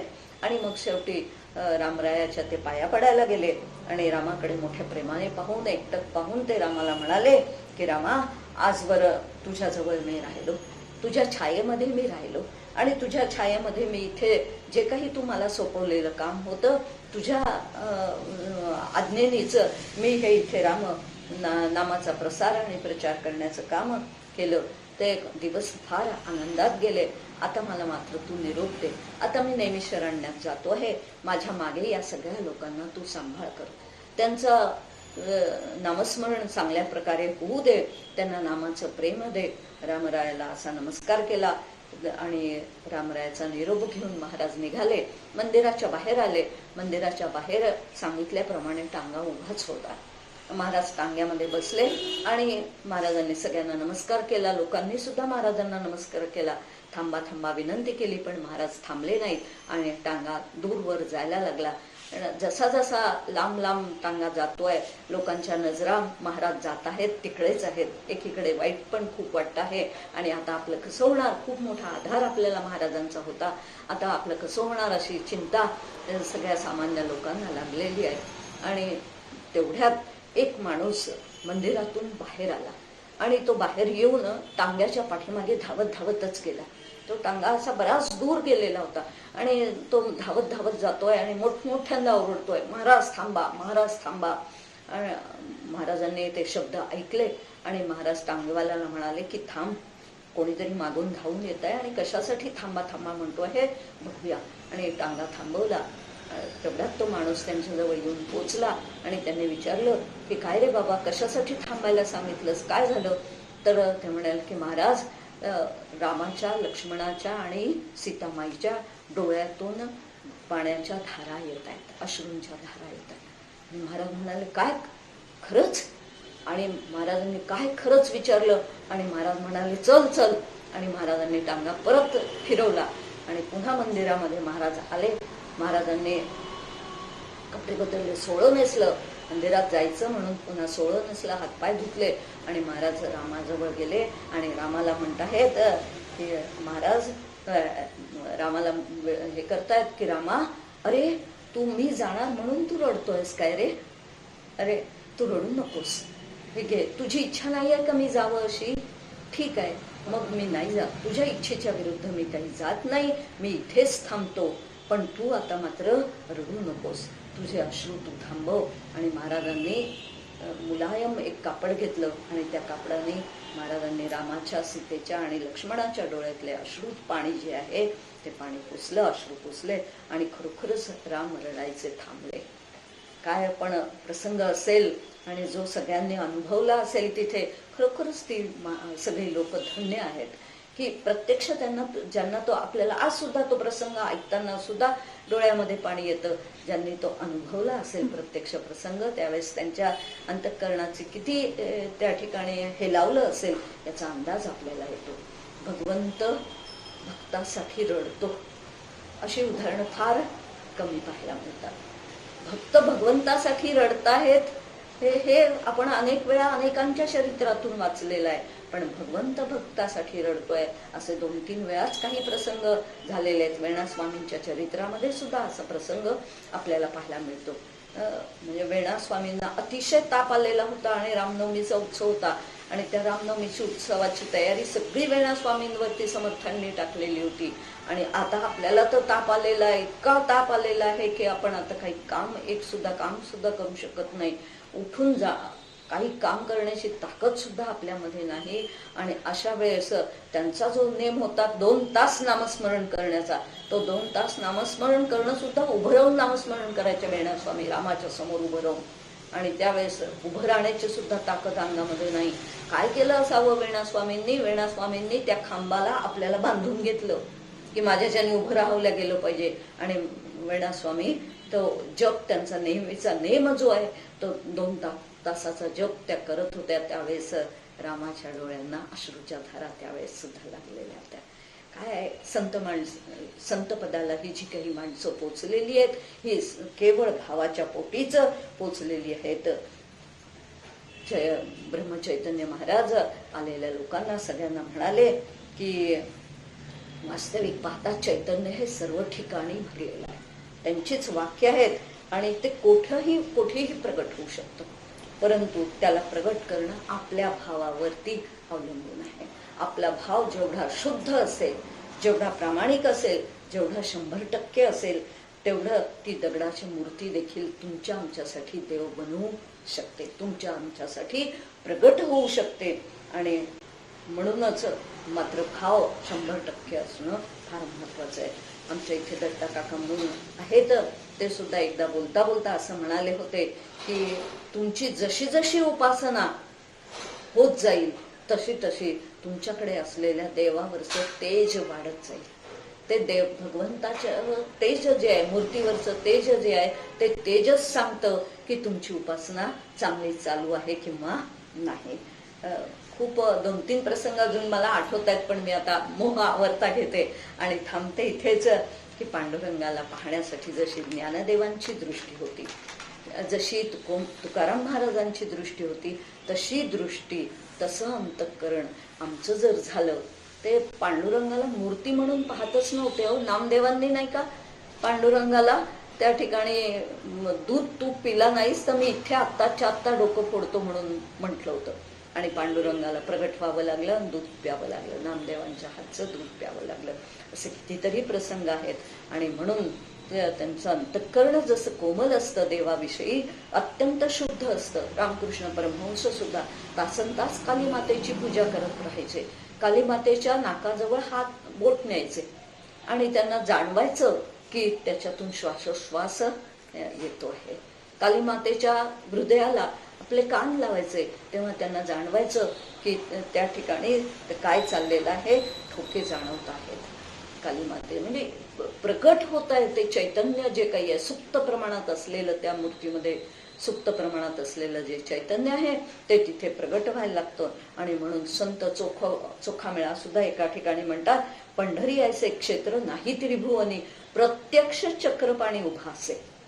किंवा तुकाराम महाराज किंवा ज्ञानदेवांचा सुद्धा भाव असा होता की ते हे परब्रह्म विटेवरी, ते प्रत्यक्ष परब्रह्मच विटेवर उभा आहे, सगुण साकार रूपाने ते झालेलं आहे. म्हणून मूर्तीपूजा ही अत्यंत महत्वाची आहे. त्यातला भाव जो आहे तो अत्यंत महत्वाचा आहे. त्या भावालाच सगळं काही महत्व आहे. आणि म्हणून सारतो भाव, सारतो भाव. मीराबाईंनी सुद्धा आपल्या भावापोटीच त्या श्रीकृष्णाला चैतन्य त्याच्यामध्ये निर्माण केलं. आणि चैतन्य निर्माण का झालं की नाही, तो प्रत्यक्ष ती मूर्ती नाही, तो देवच आहे. आणि तो देवच त्यांना प्रगट व्हावं लागलं त्या मीरेसाठी भगवंताला गोपाळकृष्णाला सुद्धा त्या मूर्तीमध्ये प्रगट व्हावं लागलं. असे कितीतरी प्रसंग आहेत आणि म्हणून भावाला अत्यंत महत्व आहे.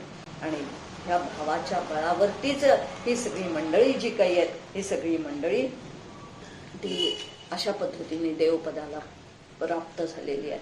भाव जो आहे तो कसा असला पाहिजे आणि त्याची कशी कशी प्रगती होत जाते याचा थोडासा खुलासा आपण या ठिकाणी करूया. की भावाची पहिली पायरी जर कोणती असेल तर ती म्हणजे 100% देव आहेच, हा काय पाहिजे, हा भाव पाहिजे.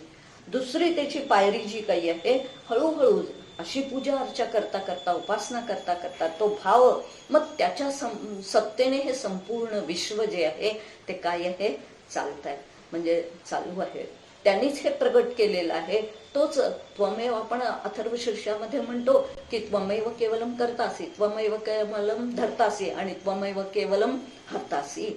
त्याचा उत्पत्ती, स्थिती आणि लय करणारा या विश्वाचं ते कोण आहे, तर तूच आहेस. मग हा भाव हळूहळू आपल्या अंतःकरणात निर्माण होतो. हा भावाचा दुसरा टप्पा आहे. आणि मग तोच जर का नियंत्रक आहे, तोच जर का चालक आहे, पालक आहे, मालक आहे, संहारक आहे, सगळं काही तोच आहे. आणि त्या विश्वालाच जर का तो हे सगळं करतो आहे, तर त्या विश्वात असलेला एक घटक म्हणून माझा जो काही प्रपंच आहे, त्या प्रपंचालाही चालवणारा, त्याच्यामध्ये बऱ्या वाईट घटना घडणाऱ्या ह्या सुद्धा कोणाच्या सत्तेने घडत आहेत, त्याच्याच सत्तेने घडत आहेत. ही तिसरी पायरी आहे. आणि त्या तिसऱ्या पायरी म्हणून तो जे काही करेल, जे माझ्या वाट्याला येत आहे ते त्याच्या इच्छेनुसार येत आहे. आणि म्हणून त्याच्या इच्छेमध्ये आपली इच्छा विलीन करून टाकणे ही भावाची तिसरी पायरी आहे. चौथी पायरी आहे, तो माझा आहे आणि मी त्याचा आहे. त्याच्याशिवाय मला दुसरं तिसरं कोणीही नाही. आणि खरा पाहिला असता तोच माझा आहे, बाकी सगळे तात्पुरते माझे आहेत. आणि पाचवी पायरी आहे, तो केवळ मूर्तीमध्ये नाही, तर तो माझ्या जवळच आहे, म्हणजे माझ्या हृदयातच तोच आहे आणि तो मला सदोदित बघतोय. आणि त्याच्यानंतरची 6वी पायरी जी आहे की काय, तोच मी आहे. इथपर्यंत या भाव जसा विकसित होत जाईल तसं तसं आपले त्या ठिकाणी प्रगती जी काही आहे अध्यात्माची, की आपल्याला हा भाव कुठपर्यंत गेला पाहिजे, तर तोच तत्वम असी इथपर्यंत त्या ठिकाणी आपला भाव गेला पाहिजे. आणि म्हणून पुढे तिसऱ्या चरणामध्ये तुकाराम महाराज म्हणतात, उदक भिन्न पालट काही, गंगा गोड येरा चवी काय नाही. पृथ्वीवरील कोणतेही पाणी जे काही आहे, प्रत्येक त्या पाण्यामध्ये काही भेद, पाणी ते पाणीच आहे, पण तरी सुद्धा गंगा गोड असते आणि इतर पाण्याला चव नाही, असं काही असतं का? तर असं ते म्हणतात, काहीही नसतं. पण तरी सुद्धा गंगेला एक विशिष्ट महत्व आहे. कारण गंगा त्या ठिकाणी कुठून निर्माण झाली, तर गंगा ही भगवंताच्या चरणापासून निघाली, महादेवांच्या शिरावर जाऊन बसली आणि तिथून ती पृथ्वी तलावर भगीरथाने आणली. आणि भगीरथ प्रयत्न करून ती पृथ्वी तलावावरती आलेली आहे. अशा पद्धतीने म्हणून गंगेचं महात्म्य खूप आहे. सगळे दूर पाणी एकच आहे, तरी सुद्धा गंगेला किंवा काही विशिष्ट नद्यांना एक विशिष्ट काय आहे, महत्व आहे. आणि म्हणून ते म्हणतात की त्याला महातीर्थ असं म्हटलेलं, गंगेला महातीर्थ असं म्हटलेलं आहे. पण बघितलं, आता रामपूजन झालं, रामभूमिपूजन झालं अयोध्येला, तो सगळा प्रसंग सगळ्यांनी टीव्हीवर पाहिलेला आहे. 5 नद्यांचं पाणी तिथे बोलवण्यात आलेलं होतं. शरयू तर अयोध्येला होतीच, पण गंगा, यमुना, सरस्वती आणि नर्मदा आणि 5वी शरयू, अशा 5 नद्यांच्या पाण्याने जिथे काय झालेलं आहे, आधी भूमिपूजनासाठी ते पाणी आणण्यात आलेलं आहे. आणि म्हणून आजही अनेक लोक आहेत की ते खूप श्रद्धेने गंगासागरला जातात, ऋषिकेशला जातात आणि गंगेमध्ये स्नान करतात. कारण त्यांचा हा भाव आहे, ही श्रद्धा आहे की काय, गंगेला एकदा जाऊन आलं की आपली सगळी पापं तिथे धुतल्या जातात. आणि म्हणून मोठ्या मोठ्या लोकांनी सुद्धा, शंकराचार्यांनी गंगा लहरी स्तोत्र नावाचं स्तोत्र रचलेलं आहे की ते गंगेचं महात्म्य त्याच्यामध्ये वर्णन करत आहेत. त्याचप्रमाणे गोदावरी स्तोत्र नावाचं स्तोत्र दासगणू महाराजांनी रचलेलं आहे, ते सुद्धा अतिशय सुंदर आहे.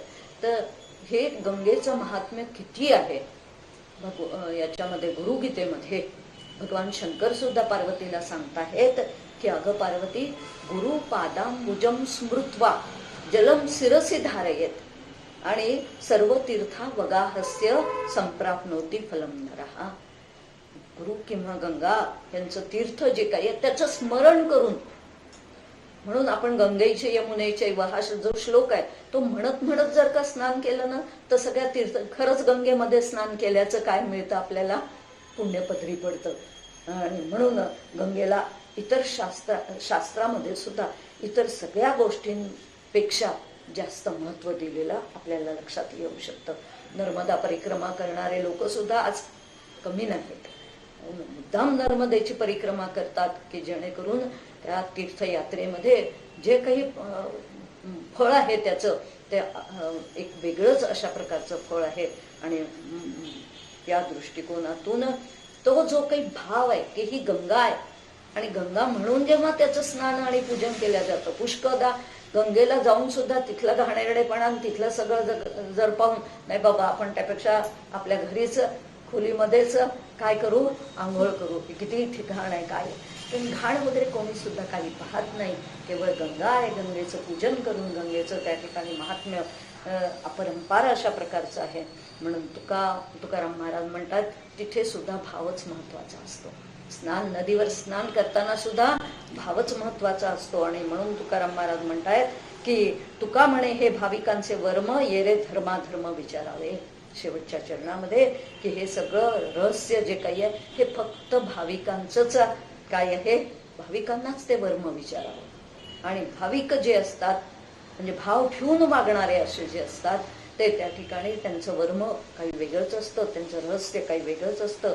आणि म्हणून येरे धर्माधर्म विचारावं. बाकीच्या लोकांनी नुसता काठ्याकूट करत बसावा, तर्क चालवत बसावा की खरंच असं असतं का, खरंच तसं असतं का, बाकीच्या लोकांनी करत बसावं, विधी निषेधांच्या भानगडीत पडत बसावं, तर्काचा वापर करत बसावा. आम्ही मात्र तसं काही सुद्धा करणार नाही. आम्ही एक भाव ठेवू आणि त्या भावापोटीच त्या ठिकाणी काय होईल मग तर त्या श्रद्धेनेच आम्हाला तिथपर्यंत जाऊन पोचता येईल. आणि म्हणून तुका म्हणे हे भाविकांचे वर्म, भावच सगळ्याला कारणीभूत आहे. एक शास्त्र सुभाषित आहे, त्या सुभाषितामध्ये ते म्हणत आहेत की भावेन देवम कलया नरेंद्रम धनेन कांता कपटेन शत्रुम सत्तेन मित्रम कृपयाच पुत्रम ज्ञानेन मोक्षम वशमा नयंती. भावाने देव प्राप्त होतो. तर कलया म्हणजे कलेने राजाला वश करून घेता येऊ शकतं. धनाने, धन असेल तर पत्नीला वश करता येतं, कपटाने शत्रूला वश करता येतं, सत्तेन मित्रम सत्याने मित्राला त्या ठिकाणी वश करता येतं, आणि कृपयाच पुत्रम प्रेमाने पुत्राला वश करून घेता येतं, आणि ज्ञानाने मोक्षाची प्राप्ती होते. आणि म्हणून मूर्तीपूजेपासून सुरुवात होऊन त्या ठिकाणी खरी जर का हे असेल भाविकांचे वर्म म्हणता येते. आणि म्हणून जयाचा भावार्थ जैसा तयास लाभ तैसा, मत्सरधरी जो पुंसा तयास त्याची प्राप्ती. भावाला जे महत्व दिलेलं आहे ते तुकाराम महाराजांनी सुद्धा अनेक अभंगांमध्ये दिलेलं आहे. ते असं म्हणतात की भावची कारण मोक्षाचे साधन बोलिले. भावच हा त्याला सगळ्यात महत्वाचं कारण आहे. तुका म्हणे मुख्य पाहिजे हा भाव, आणि भावापाशी देव शीघ्र उभा. ज्याच्या जवळ भाव आहे त्याच्यासाठी देव अत्यंत जवळ आहे, ज्याच्याजवळ भाव नाही त्याला देव फार दूर आहे. आणि म्हणून किंवा भाव ज्याचे गाठी त्याचे लाभ उठा उठी, त्याला काय लाभच लाभ आहे. आणि म्हणून येथ एकची लीला तरले, जे सर्व भावे मज भजले ते ऐली थडीच सरले माया जळ. ज्ञानेश्वर माऊली सुद्धा म्हणतात की हा भावच सगळ्याला कारणीभूत आहे, भाविकांचं हे वर्म आहे. आणि त्या भावामुळे, या एका भावामुळे सर्व भावे मज भजले. सर्व भावाने जे मला भजतात, सर्व भावाचे दोन अर्थ आपल्याला देता येऊ शकतात. एक सर्व भाव म्हणजे काया वाचा आणि मन, या सगळ्यांनी जेव्हा ते जे भक्त भगवंताला पुजतात ते काय होतात, ते येथ एकची लीला तरले, ते सहजगत्या हा भवसागर तरून जातात. त्यांच्यासाठी माया नावाची नदी आटूनच जाते. आणि दुसरा सर्व भावेचा अर्थ असा आहे की जे सगळ्या भावांनी मलाच पुजतात. म्हणजे त्यांचा स्वामी दास्य भाव जो काही आहे तो माझ्याविषयीच, मी स्वामी आणि भक्त जो असतो तो कसा असतो, दास्य असतो.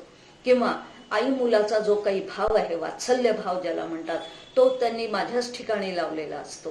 किंवा आणखी सख्य भावाने ते मलाच पुजतात आणि माधुर्य भावाने सुद्धा माझंच भजन पूजन करतात. म्हणजे सगळ्या भावांनी केवळ ते मला, आपण म्हणतो ना रामरक्षेमध्ये, माता रामो मत्पिता रामचंद्रा, स्वामी रामो मत्सखा रामचंद्र, सर्वस्व मे रामचंद्रो दयाळू, नान्यम जाने नैव जाने न जाने. माताही तोच, पिताही तोच, गणगोतही तोच, माझा सखाही तोच, माझा स्वामीही तोच. आणि या सगळ्या भावांनी जेव्हा भगवंताला पूजल्या जातं तेव्हा खऱ्या अर्थाने ते काय होऊन जातं, तर तो भाव पाहूनच सगळे जे काही आहेत संत मंडळी, ही सगळी संत मंडळी ही कशाला प्राप्त झाली आहे, तर देवपदाला प्राप्त झालेली आहे. आणि म्हणून भावाला सगळ्यात जास्त महत्व आहे. तुकाराम महाराजांनी जे काही अभंग मूर्तीपूजेच्या संदर्भात लिहिलेले आहे, मूर्ती पूजेपासून प्रत्येकाची सुरुवात झालेली आहे. पण तुकाराम गाथेतले अभंग आपण जर का बघितले तर जणू काही त्याच्या 4 पायऱ्या आपल्याला पाहायला मिळतात. आणि त्या 4 पायऱ्या जर कोणत्या असेल तर पहिली पायरी जी आहे ती सगळ्यात पहिली पायरी म्हणजे भक्तिभावाने, श्रद्धेने मूर्तीचं पूजन करायचं. म्हणजे देव त्याच्यात आहे असं समजून मूर्तीपूजा करायची. ती पूजा करता करता, उपासना करता करता हळूहळू दुसरा त्या ठिकाणी स्टेप जी आहे, पायरी जी आहे, तर ते म्हणतात ती दुसरी पायरी कोणती आहे. त्यांचा आणखीन एक या पूजेच्या संदर्भातले 4 अभंग या ठिकाणी मला बघायला मिळाले. तर त्या दुसरी पायरी जर कोणती असेल तर त्याला त्यांनी महापूजा असं म्हटलेलं आहे. आणि ती दुसरी पायरी म्हणजे स्वामी काज गुरुभक्ती, पितृवचन सेवापती, हेची विष्णूची महापूजा, अनुभव नाही तुझा. त्या हा जो काही आहे स्वामी काज गुरुभक्ती, त्या स्वामींची म्हणजे विठ्ठलाची, जो भगवंत आहे या संपूर्ण विश्वाचा स्वामी जर कोण असेल तर तो म्हणजे भगवंत आहे, विठ्ठल आहे, पांडुरंग आहे, राम आहे. आणि या रामाची, या स्वामींची त्या ठिकाणी कशा पद्धतीने पूजा करावी, तर ते म्हणतायत त्यांनी शास्त्रात सांगितलेल्या नियमांचं, आज्ञांचं पालन करून त्याची पूजा करणं, हीच त्या स्वामींची काय आहे, पूजा आहे. दुसरे स्वामी काज म्हणताना ते म्हणतायत की दुसरा स्वामी आमचा कोण असेल तर तो स्वामी म्हणजे एक प्रजेचा जो राजा असतो, तो राजा त्यांनी घालून दिलेले जे काही नियम असतात ते आमच्या कल्याणासाठीचे असतात. म्हणून त्या प्रजेने राजाने घातलेल्या जे नियम आहेत त्या नियमांचं पालन करणं ही त्या स्वामींची पूजा आहे. आणि तिसरं, आपण ज्याची नोकरी करतोय, ज्याच्याकडे नोकरी करतो आहे तो आपला काय आहे, बॉस, म्हणजे तो आपला स्वामीच आहे की आपला उदरनिर्वाहासाठी आपण ती नोकरी करतो आहे आणि तो आपला उदरनिर्वाह त्याच्यावरनं चालतोय. म्हणून त्या स्वामींची सुद्धा जी काही आहे व्यवस्थितरित्या प्रामाणिकपणे सेवा करणं ही काय आहे, ही पूजाच आहे. आणि याला त्यांनी महापूजा म्हटलंय बरं का. म्हणजे अशा पद्धतीने या सगळ्यांची, आणि पुढे गुरुभक्ती, शिष्याने गुरूंची भक्ती करणं आणि पुत्राने पित्याचं वचन पालन करणं, रामाची आठवण येते आपल्याला इथे, आणि सेवापती आणि पत्नीनी पतीची सेवा करणं, हे जे काही आहे हेची विष्णूची महापूजा हा शब्द त्यांनी वापरलेला आहे. आणि अशा पद्धतीने जेव्हा ही पूजा होईल, म्हणजे केवळ मूर्तीपूजा करा असं ते नाही म्हणत आहेत, तर मूर्तीपूजा करता करता ही अशा पद्धतीने महाविष्णूची सुद्धा पूजा करा असं ते सांगतायत. ही दुसरी पायरी आपल्याला बघायला मिळते. तिसऱ्या पायरीमध्ये ते असं म्हणतात, खरी पूजा त्याला त्यांनी नाव दिलेलं आहे. खरी पूजा, वेचावे ते जीवे, पूजा घडे ऐशा नावे. आपला जीव आणि प्राण सुद्धा भगवंतासाठी वेचणं जे काही आहे यालाच खरी पूजा असं नाव त्यांनी दिलेलं आहे. म्हणून ईश्वरच सर्व काही आहे आणि तो ईश्वरच सगळं करतोय. आणि त्या ईश्वरासाठी आपले प्राण आणि जीव वेचणं जे काही आहे, म्हणजे प्राणपणाला लावून त्याची सेवा करणं, हे जे काही आहे ही खरी पूजा त्यांनी म्हटली आहे. आणि चौथी पूजाचं वर्णन करताना ते म्हणतात की आता कासयाने पूजा करू केशी राजा, आता मी तुझी कशाने बरं पूजा करू. आणि ही पूजा म्हणजे कशी आहे, तर ही पूजा म्हणजे सर्व दूर आता ईश्वरच दिसायला लागले. आणि सर्व दूर ईश्वर दिसायला लागल्याचा परिणाम काय झाला, तर ते म्हणतात की आता पाणी जरी तूच निर्माण केलं, मग तुझंच तुला देण्यामध्ये काय बरं, त्यात माझं काय मोठं कर्तृत्व आहे किंवा काय, मी कशासाठी, तो काही पुरुषार्थ आहे का माझा. तूच निर्माण केलेलं फूल तुलाच व्हायचं, तूच त्या चंदनामध्ये सुगंध होऊन बसलेला आहेस, तूच त्या फुलांमध्ये परिमळ होऊन बसलेला आहेस, आणि मग तूच सगळ्या दूर अशा पद्धतीने जर का वावरतो आहेस आणि तूच सगळ्या ठिकाणी जर का राहिलेला आहेस, तर तुझी पूजा मी आता कशाने करू? आता म्हणजे हा उच्च भाव जो आहे, ही पूजा काही आणखीन वेगळीच आहे. आणि म्हणून म्हणतात की आता तू ओंकार टाळी नादेश्वर नाचावया थार नाही कोठे. आता मी कशाने तुझी पूजा करू? ओंकारही तूच आहेस, तुझं गाणं म्हणावं तर त्या गाण्यातही तूच आहेस, मग तुझी आता मी पूजा कशाने बरं करू? आणि अशा पद्धतीने म्हणजे पूजेचे स्तर जे काही आहेत ते स्तर जणू काही तुकाराम महाराजांनी आपल्याला सांगितलेले दिसतात. आणि असे ज्यांनी म्हणून भावाने ज्यांनी अशा पद्धतीने पूजा अर्चा केलेली आहे, एक छोटंसं भावाचं उदाहरण पाहू आणि थांबूया. त्या भावाचं उदाहरण पाहताना गोंदवलेकर महाराज एका ठिकाणी असं म्हणतात की सगळा थाटमाट जेवणाचा केलेला आहे, पंचपक्वान्नाचं जेवण केलेलं आहे, चंदनाचे पाट बसायला आहेत, चांदीचे ताट आहेत आणि ते सगळा थाटमाट उदबत्त्या लावलेल्या आहेत, घमघमाट सगळा पक्वान्नांचा पण येतो आहे आणि असं सगळे जेवायला मंडळी बसलेली आहे. पण जर का त्या अन्नामध्ये मीठच घातलेलं नसेल तर जसा त्या थाटमाटाला काही सुद्धा अर्थ राहत नाही. तसं त्या ठिकाणी पूजेचा खूप मोठा थाटमाट आहे, पण तिथे जर भावच नसेल तर त्या पूजेच्या थाटमाटाला काही सुद्धा अर्थ राहत नाही. आणि सगळ्या संतांनी म्हणून एका ठिकाणी म्हणाले, कासया पाषाण पूजित असा पितळ अष्टधातू खळ भावे वेण. भाव जर नसेल तर ते केवळ दांभिकपणा तो होईल आणि म्हणून तो नुसता खटाटोप होऊन बसेल. स्वतः तुकाराम महाराजांनी सुद्धा अशा पद्धतीने काय केलेलं आहे, विठ्ठलाची पूजा अर्चा केली, विठ्ठलावरती दृढ श्रद्धा आणि भाव त्यांनी ठेवला, विठ्ठलाला आपली गाऱ्हाणी सांगितली, विठ्ठलाला आपले गुण अवगुण सांगितले, सगळं बोलायचे ते विठ्ठलाशीच बोलायचे. आणि म्हणून संपूर्ण जीवन त्यांचं विठ्ठलमय होऊन गेलं आणि विठ्ठलमय होता होता होता होता आणि म्हणून मग ते एका अभंगात असं बोलून जातात की सातत्याने भगवंताचं भजन करण्यासाठी घरी भजन होत नाही म्हणून भंडारा डोंगरावर जाऊन बसायचे आणि तिथे एकांतामध्ये विठ्ठलाचं आळून आळून ते भजन करायचे, नामस्मरण करायचे. आणि अशी भक्ती करता करता, असा भाव ठेवून पूजा करता करता सगळं इथपर्यंत ते जाऊन पोचले की आता विठ्ठलाशिवाय त्यांना दुसरं तिसरं काहीही नाही. आणि ही जेव्हा अशी पराकाष्ठा झाली तेव्हा मग अशी एक अवस्था त्यांच्या अंतःकरणात निर्माण झाली की ते म्हणायला लागले, देव पाहाया गेलो आणि देवची होऊन ठेलो. आणि अशी जेव्हा अवस्था त्यांची झाली तेव्हा ते म्हणतात की आता मला दुसरं तिसरं मिळवण्यासारखं काहीही राहिलं नाही. आनंदाचे डोही, आनंद तरंग, आनंदाची अंग, आनंदाचे सगळं माझं जीवन आनंद रूप होऊन गेलं. कारण त्या आनंद रूप असलेल्या त्या परमात्म्याशी मी एक रूप झालो. आणि मूर्ती पूजा कुठपर्यंत आपल्याला घेऊन जाऊ शकते, त्याचे टप्पे कसे कसे आहेत, या सगळ्या गोष्टीचा विचार आपण या तास सव्वा तासाच्या अवधीमध्ये करण्याचा प्रयत्न केलेला आहे. आणि म्हणून भाव, श्रद्धा या सगळ्या गोष्टींना खूप महत्व आहे. आणि असा भाव, अशी श्रद्धा ठेवून तुकाराम महाराज त्या अवस्थेपर्यंत जाऊन पोहोचू शकतात. तर तुम्ही आम्ही सुद्धा तो भाव जर का धारण केला तर आम्ही सुद्धा त्या स्थितीपर्यंत जाऊन पोहोचू शकू असा विश्वास आमच्या अंतःकरणात ते निर्माण करतात. या ठिकाणी वाणीला विराम देते. पण एक गोष्ट मला नमूद करावीशी वाटते की आमची आदिती देवगावकर हिने 5ही प्रवचनांच्या वेळेस हे जे काही आम्ही सविताकडे पाठवू शकलो आहे, सविताताईंकडे ही जी काही प्रवचनं आम्ही पाठवू शकलो, तर त्याला रेकॉर्डिंग करणं, व्हिडिओ रेकॉर्डिंग करणं हे काम आमची नात आदिती देवगावकर हिने केलेलं आहे. तिला सुद्धा नात असली म्हणून काही तिला धन्यवाद नाही द्यायचे का, तर तिला धन्यवाद देऊया. आणि तिने अतिशय मनापासून, माझा 1-2 श्रोते मला होते इथे, श्रोत्यांशिवाय बोलणं खरं म्हणजे प्रवचनकाराला जमत नाही, पण 2 श्रोते होते, एक माझे यजमान आणि एक बिचारी इतकी तरुण असून सुद्धा तिने काय केलं तर प्रवचन रोज ऐकून घेतली. तिला खूप खूप धन्यवाद देते आणि माझ्या वाणीला विराम देते. जय जय रघुवीर समर्थ. वा, फारच सुंदर.